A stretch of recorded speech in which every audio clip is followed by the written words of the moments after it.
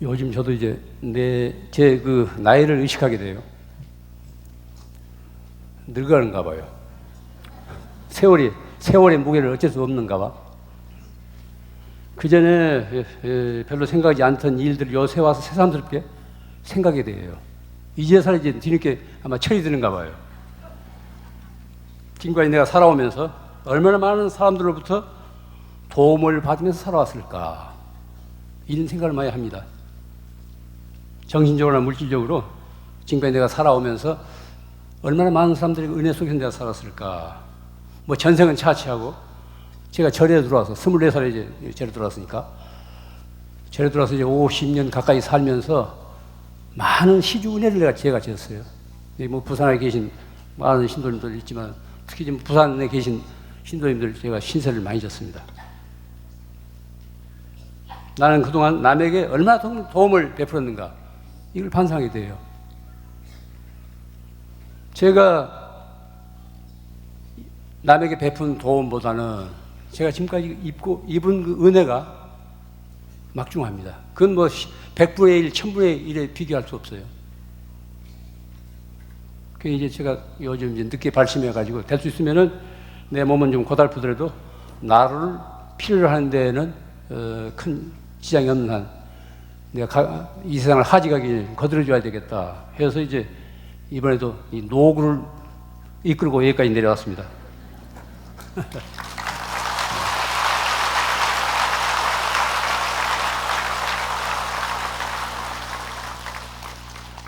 사람의 덕이란 어디서 옵니까? 그 요새를 이제 뭐 박덕한 세상이라고 그러지 않습니까? 덕을 생각하지 않아요. 그냥 눈앞 이해타산만 가지고 생각하지 이 다음을 전혀 생각하지 않습니다. 내 도움이 필요로 하는 사람들을 선뜻 도울 때, 내 도움이 필요로 하는 내 이웃을 내가 선뜻 도울 때 덕이 자랍니다. 덕의 씨앗이 움터요. 아름다운 세상이란 무슨 꽃이 만발한 세상이 아닙니다. 사람들이 서로 도우면서 사는 인정이 넘치는 세상이 아름다운 세상이지, 외부적으로 뭐 거창하게 장식한 세상이 아름다운 세상은 아닙니다. 그건 빈 세상이에요. 껍질이에요. 알맹이는 그 인정으로 주고받고 넘쳐야 됩니다. 인정이 따뜻하게 오고 가야 돼요. 가슴들이 따뜻해야 됩니다. 어떤 사람도 모든 것을 혼자 해낼 수는 없습니다. 오늘 이 모임만 하더라도 많은 분들이 애를 많이 썼을 거예요. 사람은 그때그때 누군가의 도움이 필요합니다. 선뜻 나서서 도울 수 있을 때 우리들의 삶의 질이 향상돼요. 또 세상을 살아가는 의미가 새로워집니다. 그 남 많이 도우는 사람들이 가끔 그런 그 짜증 푸념을 하는 수가 있습니다. 나는 아무개네를 끝도 없이 도우는데 그 집에서는 그냥 나를 그냥 배반하고 배망덕하더라, 이런 그 얘기를 들어 하거든. 이런 뭐 현실적으로 있습니다. 난 누구 집을 그렇게 어려워서 끝없이 우리 집 사람도 빠듯한 처지에 그렇게 같이 나누었는데, 도움을 주었는데, 저쪽에서는 그런 것도 까맣게 있고 그냥 사사건건이 속을 썩이고 이제 배망덕한 일이 있을 수 있다고요. 나누는 일은 내 일이에요. 배망덕은 내 일이 아닙니다. 그쪽 일이에요. 근데 알 바 아니라니까. 그것까지 우리가 챙기지 마세요. 그건 그 사람 일이라니까. 그 사람의 업이에요. 나는 그냥 나누는 거로 되는 거예요. 나눠주고 싶었으니까. 그렇게 마음을 가져야 됩니다. 왜 내 물건 잃고 속까지 잃어? 너무 손해가 많아요. 그러니까 생각을 그렇게 돌이켜야 돼요. 나누는 일은 내 일이고, 나 은혜를 등지는 일은 저쪽 일이기 때문에 내가 그건 내 알 바 아니다. 내 일이 아니다. 이렇게 생각하십시오. 그렇게 되면 내 덕에 손상이 없습니다. 또 남을 도울 때는 자기 생각대로만 해서는 안 됩니다. 이걸 알아두세요. 상대방의 자존심과 선택권을 존중해야 돼요. 모든 걸 내 식대로 처리하지 마십시오. 받을 쪽, 그쪽의 자존심과 선택권도 배려해야 돼요.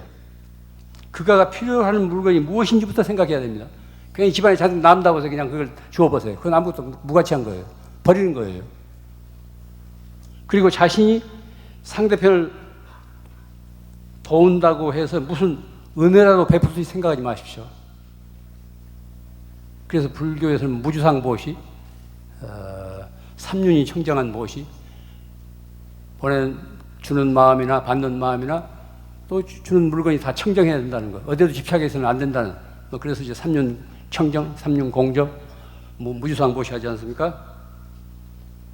그의 자존심과 선택권을 존중해 드려야 돼요. 그러니까 무엇이 어떻게 필요한 건가? 그래서 아메리카 인디안, 아메리카 원주민들은 누구에게 무언가 선물을 할 때 그냥 그 집 앞에 놓아두고 간대요. 맹암을 놓거나 무슨 이런 내거나 신문사 가서 떠들지 않는데요.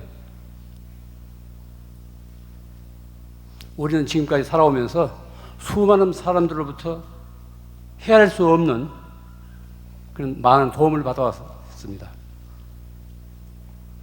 이제는 우리들이 나서서 이웃에 도울 때예요. 그게 사는 일이에요. 부모의 은혜, 스승의 은혜, 이웃의 은혜, 친구들의 은혜가 얼마나 많습니까? 도와야 돼요. 남을 도와서 그 사람의 삶이 좀 더 나아진다면 내 삶의 질도 그만큼 높아지는 겁니다. 내가 도와서 그 상대편의 삶이 조금 풀린다면 내 삶의 질도 내가 원컨 원치 않고 풀리는 거예요. 남을 돕고 살면은 그 도움이 크고 작든 간에 우리가 헛된 삶을 살고 있지 않다는 것을 알 수 있습니다. 타인의 삶에 밝은 영향을 미치는 행동은 우리 자신의 삶에 그만큼 의미를 가져줘요. 의미 있는 삶이 돼야 됩니다. 뜻있는 삶이 돼야 된다고요. 자기만 하는 삶, 그것은 짐승이나 다를 거 하나 없죠. 이웃이 도움을 필요로 할 때 우리는 두 길을 선택할 수 있어요. 내 이웃이 도움을 필요로 할 때 우리는 두 가지 길에서 두 가지를 선택할 수 있다고. 하나는 모른 채예요. 나도 살기 빠듯한데 무슨 모른 채 하는 것이고, 다른 하나는 사람의 도리로 생각하고 이웃의 도리로 생각하고 선뜻 도움의 손길을 뻗치는 일입니다.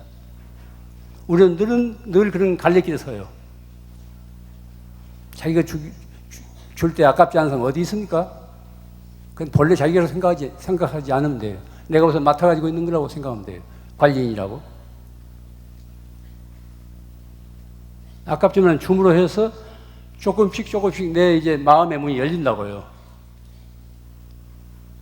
모른 채 돌아서는 것은 인간으로 향상할 수 있는 모처럼의 기회를 스스로 내팽개치는 겁니다.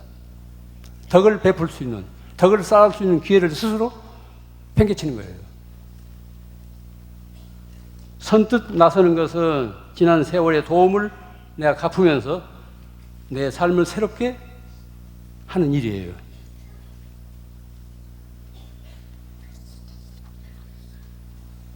사람을 분열시킨 것은 무슨 신앙을 갖는 사람, 신앙 갖지 않는 사람 여기에 있지 않습니다. 사람을 분열시킨, 신앙으로서 사람을 분열시킨 것, 그건 바른 신앙이 아니에요. 믿는 사람과 믿지 않는 사람 사이에 있는 것이 아닙니다. 인간의 분열은.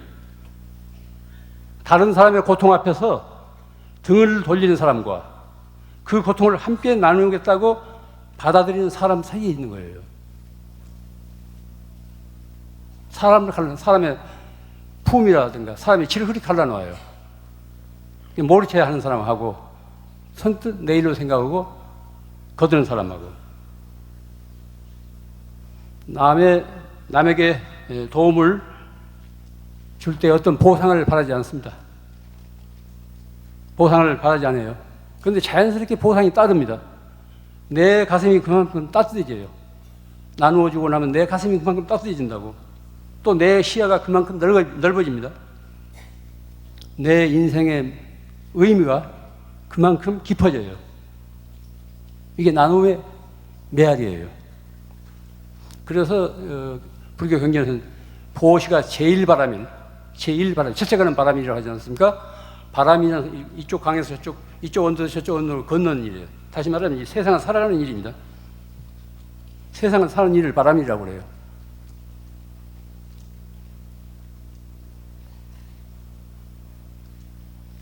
남을 돕는 업을 쌓아야 내가 지금까지 지은 빚을 갚게 됩니다. 거듭 말씀드립니다. 우리가 보고 듣고 말하고 생각하고 행동하는 것은 업이 됩니다. 그래서 업보 중생, 업보 인간이라고 하지 않습니까? 그러니까 나를 만드는 것은 순간순간 내가 무엇을 듣고 무엇을 말하고 무슨 생각을 하며 어떤 행동을 하느냐에 달려 있습니다. 남이 나를 만드는 것이 아니라 내 자신이 나를 만들어갑니다. 무슨 마음에 갈등이 있을 때 늘 그렇게 생각해요. 이것은 나를 만드는 일인가? 나를 해치는 일인가? 눈앞에 이해 타산으로 생각하지 말고 전 인생의 과정에서 그렇게 보십시오. 세상 살만큼 살다가 하지 갈 때 피 찌고 가서는 안 됩니다. 그렇게 되면 내 생에까지 그걸 갚아야 돼요. 제가 이야기를 하나 해드리죠. 제가 잘 아는 대학 교수가 있는데 이분한테 들은 이야기예요. 자기가 가르치는 1학년 남학생이 같은 과 여학생을 아주 열렬히 사랑했대요. 온 동네 시끄럽게. 그런데 한 학기도 채우기 전에, 요새 속전속결이니까, 한 학기도 채우기 전에 그 여학생은 다른 남학생을 좋아하고 그 애를 버렸대요. 그러니까 이 녀석이 그냥 낙담해가지고 선생님한테, 선생님 저를 좀 구해주세요, 이런 편지를 하면서 그러면 겪은 이 얘기 하더라네요. 물론 이 자리에도 이제 시련의 아픔을 겪어온 사람들은 알 거예요. 얼마나 가슴이 쓰라렸으면 자기 교수한테 어찌하오리까 이런 자문을 하겠어요. 그런데 이제 남학생의 어머니는 마침 그 교수의 여고 시절 친구였대요. 친한 친구였대요. 그러니까 이제 엄마 친구 그러니까 그런 편지를 자기 교수한테 했겠죠. 하루는 그 친구한테 이메일로 그 사연이 왔는데 내용이 이래요. 실현당한 자식을 보는 게 이렇게 괴로울 줄은 몰랐다. 저 싫다고 버리고 떠난 애를 못 잊어 하며 밤잠을 설치고 끼니를 걸리는 자식이 너무 밉고, 그러면서도 어미 앞에서 짐짓 아무렇지도 않은 듯 떠드는 모습을 보면 너무나 가슴이 아프다. 엄마들이 똑같은 마음이겠죠. 사랑을 버린 죄에 대한 갚음이 이렇게 혹독할 줄은 미처 몰랐다. 실현당한 그 남학생의 어머니가 그렇게 자기 친구인 대학 교수에 한 편지예요. 사랑을 버린 죄에 대한 갚음이 이렇게 혹독할 줄은 미처 몰랐다. 그러니까 실현당한 학생의 어머니는 현재의 남편과 결혼하기 전에 대학 시절 그 당시 민주화 운동을 하던 어떤 남학생과 아주 열렬하게 연애를 했대요. 그러다가 이제 졸업이 임박해서 오랫동안 그 사귀던 그 남자를 버리고 소위 조건이 좋은 현재의 남편과 결혼했다네. 흔히 있는 일 아닙니까? 현실이 어떻고 이상이 어떻고 하면서 이제 따지니까 버림받은 그 남자는 상처가 너무 깊어가지고 자살 소송까지 벌인 일이 있었대요. 그런데 너무나 놀라운 사실은 알고 보니까 자기 아들이 목숨 걸고 좋아하는 같은 과 여자아이는 자신으로부터 버림받아가지고 해외로 유학을 떠난 후 소식이 끊긴 예전 그 남자의 딸이었대요. 드라마 같죠? 이게 인과관계예요. 사실로 있었던 일입니다. 이것이 인생이에요. 그래서 인생을 드라마라고 하고 날마다 밤에 연속 돌리는 게 다 이런 거예요. 이게 업의 파장이고 인과관계입니다. 명심하십시오. 내가 지어서 나만 받는 것이 아니라 내 자식에게까지 그 업의 파장이 미친다니까요.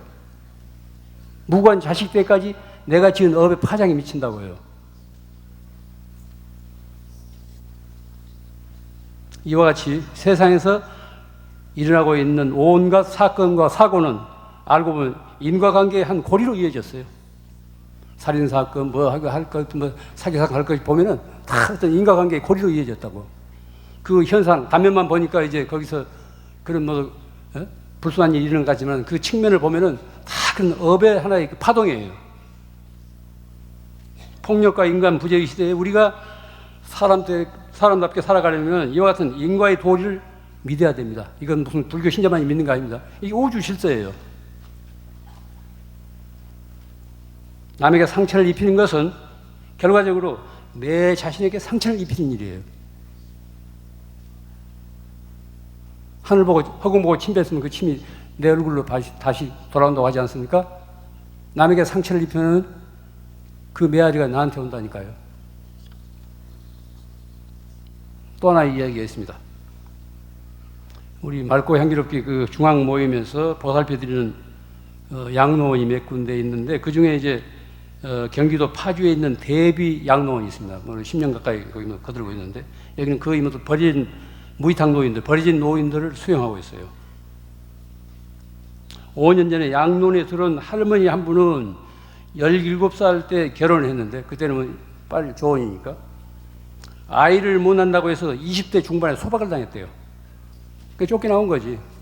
옛날에 뭐 위자료 같은 거 없이 그냥 막 쫓겨나온 거 아닙니까? 그 나올 때 이제 돈을 조금 훔쳐가지고 나왔던가 봐요, 돈을.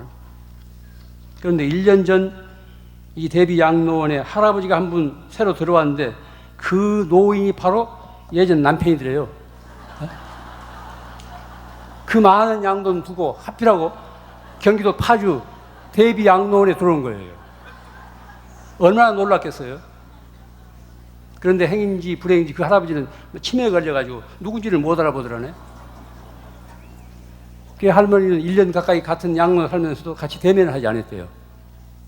속에 뭐 꺼름치한 게 있었던가 봐. 그 이제 그 할아버지가 돌아가실 임박해서 곁에서 권을 했대요. 그러지 말고 다 풀고 그렇게 이제 서로 사과하고 깨끗하게 한이 없도록 그렇게 이제 풀라고. 그래서 이제 할머니가 그동안 미안했다고 이제 그런 거 사과를 하니까 마치 그때 이제 죽기 전에 이 치매에서 조금 깨어났던가 봐, 할아버지가. 그래도 내 마지막을 이렇게 지켜줘서 고맙다고 그러더라네요. 한 번 만났던 사람들은 언젠가 다시 만나게 됩니다. 외나무다리가 됐건 양로원이 됐건 다시 만나게 돼요. 이 자식 다시는 너 안 본다고 이게 돌아서지 마세요. 언젠가 다시 만나요. 그러니까 이 막소리 하지 마세요. 물론 이제 화가 잔뜩 나면 너도 막된 소리 함부로 못할 소리 없잖아요. 있는 거 없는 거 다 주워 모아가지고 이제 쏟아버리는데 그렇게 되면 마음에 금이 가요. 마음에 금이. 그게 업이 된다니까. 내가 험한 소리 그렇게 이제 사나운 소리 하게 되면 저쪽에 상처가 저쪽에 화살이 가기 전에 내 스스로 그 화살을 맞게 되는 거예요. 내 마음이 편치 않다니까요. 스스로 자기 가슴에 화살을 꽂는 일이에요.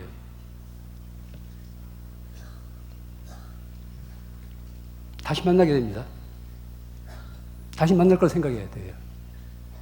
그렇기 때문에 우리가 하루하루 살아가는 동안 나쁜 인연 맺지 말고 좋은 인연을 맺어야 됩니다.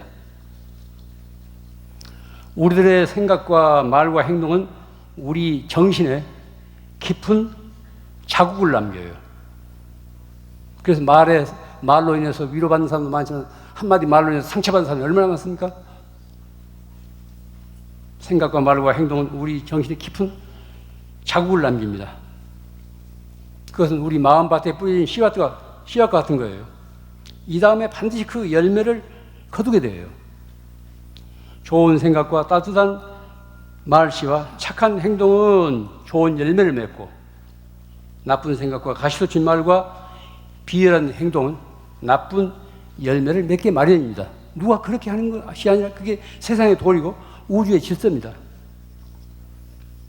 순간순간 우리들이 갖는 어떤 생각이나 염원은 우주 공간에서 두고두고 진동을 한대요. 이게 이제 명상가들이 하는 말입니다.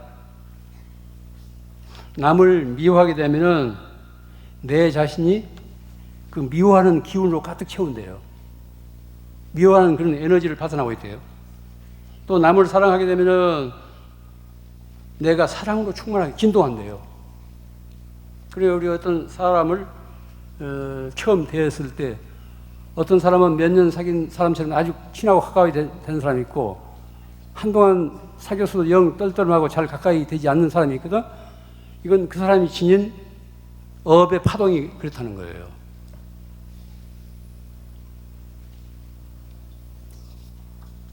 옛사람의 말에 아무것도 가져가지 못하고 업만 남아 따라온다. 뭐 치문에 있는 말인데 만반장 불거여 유유업 수신이다. 아무것도 가져가지 못하고 업만 남아서 따라간다. 우리가 살 만큼 살다가 이 세상을 하직할 때 아무것도 가져가지 못합니다. 뭘 하나 가져와요? 아무것도 가져가지 못한다고. 내가 말하고 생각하고 행동하는 것이 이 다음 생애까지 업으로서 이어지는 겁니다. 이 하루 한 가지라도 착한 이야기를 듣고 또한 착한 일을 몸소 행한다면 그날 하루는 잘 산 날입니다. 내 그 생애에서, 그 시들한 생애에서 빛을 발하는 하루가 돼요. 이런 날이 많아야 됩니다. 착한 이야기를 듣고 착한 일을 내 몸소 행할 때 그날 하루는 잘 사는 거예요. 우리는 순간순간 끝없이 형성되어가는 그 과정에 있습니다. 내가 나를 만들어가는 것이지 누가 나를 대신해서 만들어줄 수 없습니다. 이런 사실을 잊지 말아야 해요. 그래서 날마다 비슷비슷한 되풀이 속에서도 늘 새로운 날이 돼야 됩니다. 끝으로 당부의 말씀이 있습니다. 그동안에 그런 거 쌓인 앙금이 있다면 오늘 돌아가서 그냥 풀어버리세요. 서운한 일이 있었거나 하더라도 한 생각 돌이켜서 여기 왔던 공덕으로 먼저 그 자존심 생각하지 말고 먼저 풀어버리세요.